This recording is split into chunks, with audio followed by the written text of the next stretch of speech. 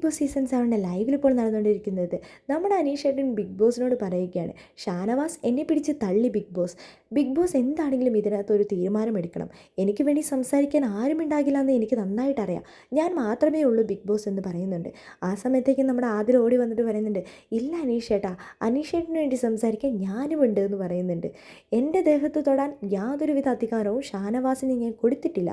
ഷാനവാസ് അലവലാതിയാണെങ്കിൽ ഞാൻ പറഞ്ഞത് ഇവിടെ നിന്ന് ഈ സാധനങ്ങളെല്ലാം എടുത്തുകൊണ്ട് പോകുന്ന കൂട്ടത്തെയാണ് ഞാൻ പറഞ്ഞത് അലവലാതികളെന്ന്. ആ കൂട്ടത്തിൽ ഷാനവാസ് പെടുന്നുണ്ടെങ്കിൽ അത് ഷാനവാസിൻ്റെ തെറ്റാണ്, അത് എൻ്റെ തെറ്റല്ല. ബിഗ് ബോസ് എൻ്റെ ദേഹത്ത് തൊടാൻ ആർക്കും അധികാരമില്ല. എന്നെ ഷാനവാസ് പിടിച്ച് തള്ളി. ബിഗ് ബോസ് ഇത് കണ്ടിട്ടുണ്ടെങ്കിൽ എന്താണെങ്കിലും ഷാനവാസിന് പണിഷ്മെൻറ്റ് കൊടുത്തേ പറ്റൂ. ഷാനവാസിക്ക് അപ്പോഴേക്കും വന്നിട്ട് അനീഷേട്ടനെ വെറുതെ ഒന്തി കാണിച്ചു കൊടുക്കുന്നുണ്ട്. ഞാൻ ഇങ്ങനെയല്ലേ അനീഷ നിന്നെ ചെയ്തിട്ടുള്ളൂ എന്ന് പറയുന്നുണ്ട്.